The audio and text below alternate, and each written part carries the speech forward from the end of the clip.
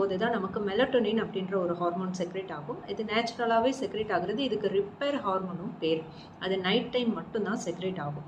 நான் proper sleep கொடுத்தா மட்டும்தான் என்னோடய பாடியை வந்து அது ரிப்பேர் பண்ணி சின்ன சின்ன விஷயங்கள் ஏதாவது இருந்தாலும் அதை கரெக்ட் பண்ணிவிடும். ஸோ ஸ்லீப் ரொம்ப ரொம்ப இம்பார்ட்டன்ட். நெக்ஸ்ட் விஷயம், நம்ம நியூட்ரிஷியஸான ஃபுட்டு எடுக்கிறது. எவ்வளோ பேர் இப்போது வெஜிடபிள்ஸ் ஃப்ரூட்ஸுன்றது ப்ராப்பராக டெய்லியுமே நான் எடுக்கணும்னு நினைக்கிறேன்றது இப்போது அவேர்னஸ் இருந்தாலும் பட் நிறைய பேர் வந்து அது கன்சிஸ்டண்ட்டாக ஃபாலோ பண்ணுறது இல்லை. முடிஞ்ச அளவுக்கு அயன் ரிச் ஃபுட்டு நீங்கள் எடுக்க ஆரம்பித்தாலே கண்டிப்பாக இந்த ஹேர் ஃபால்ன்றது டிராஸ்டிக்காக உங்களுக்கு குறைய ஆரம்பிக்கும். அயன் சப்ளிமெண்ட்டாக எடுக்க பாருங்கள், அதுதான் நான் அட்வைஸ் பண்ணுறது.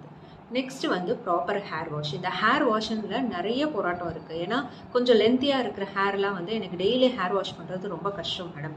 அதே மாதிரி எத்தனை நாளைக்கு ஒரு முறை ஹேர் வாஷ் பண்ணலாம், ஆயில் அப்ளிகேஷன் வந்து எப்படி பண்ணுறது, இந்த மாதிரி நிறைய குவரிஸ் இருக்குது. நமக்கு இப்போ சான்ஸ்கிரிட்